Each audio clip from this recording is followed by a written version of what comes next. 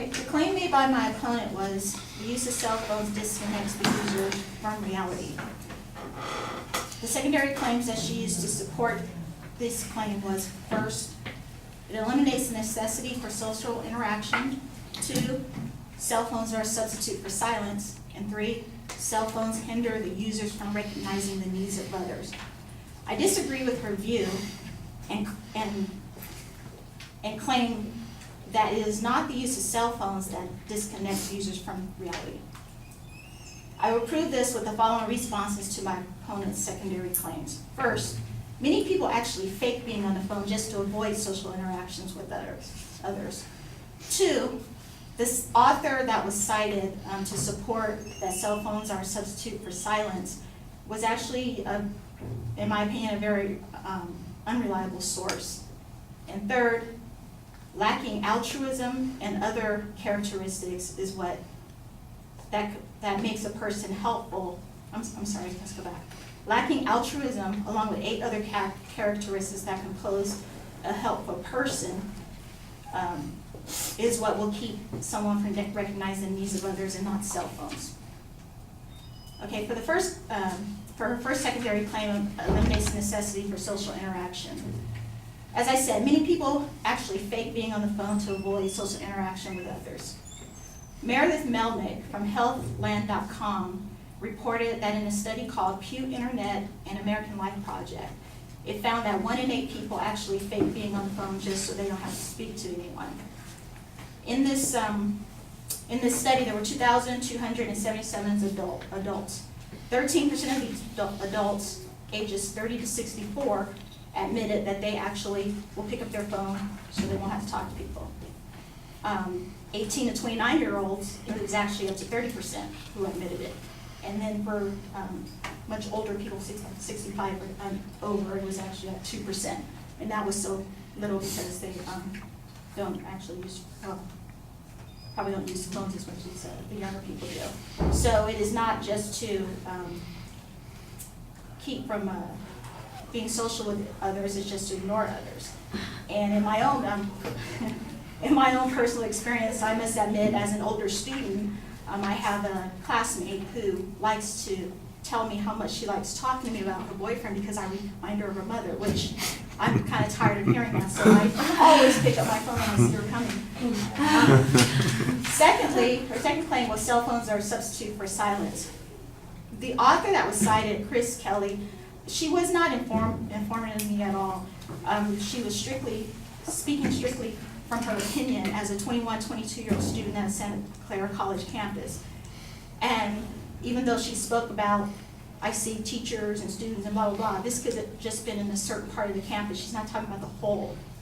And then, so this would be okay for like a school paper or something like that, but not to say that I'm disconnected from reality because I use my cell phone. Since she compares phone usage to ramen noodles, it also kind of makes her seem a bit immature, and again, it makes her not a very good source. Lastly, cell phones hinder the users from recognizing the needs of others. This was supported by the study of 28 people who would help the person look for their keys or not. I say the main reason what would make people help is altruism. Merriam-Webster defines altruism as the unfelt selfish regard for or devotion to the welfare of others. If a person does not have it within themselves to be unselfish or to put others' well-being before their own, they're not going to want to aid no matter what, even if they're on the cell phone or if they're not on the cell phone. And there's also a Christian group that says you need 8 characteristics in order to make yourself a helpful person, which would be empathy, warmth, respect, genuineness, self-disclosure, concreteness, confrontation, and feedback. And without these characteristics, a person is not willing to help others with or without a cell phone. Cell phones have become a huge part of our daily lives, and many of us can't live without them. They were not introduced with the intention of turning users into loners or drones, but to enhance our lives the way inventions have been doing for centuries. So claiming that people are being disconnected from reality due to cell phone usage just is not a proper statement.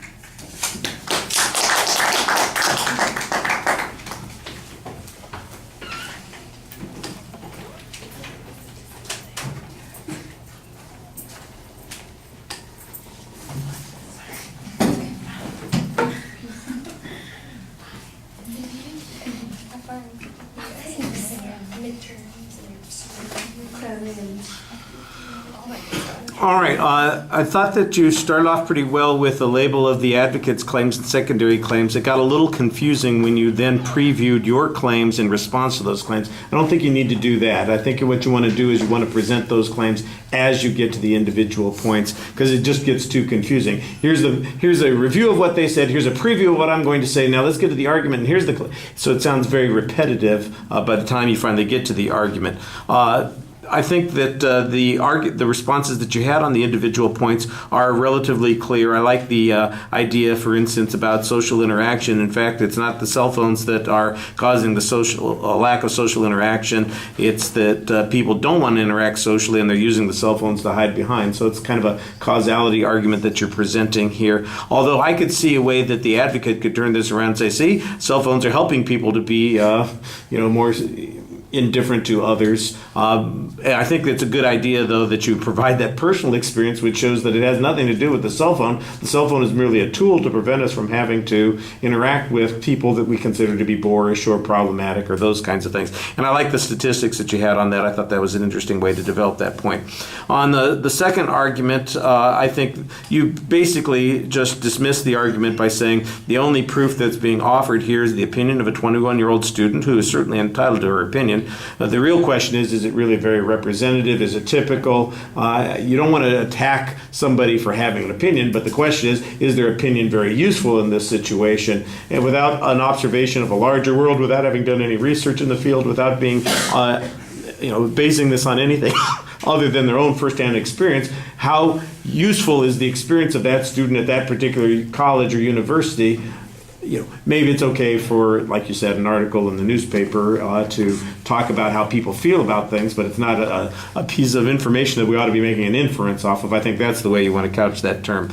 And then the third point, I thought you did a pretty good job finding counter causalities for why people help or they don't help.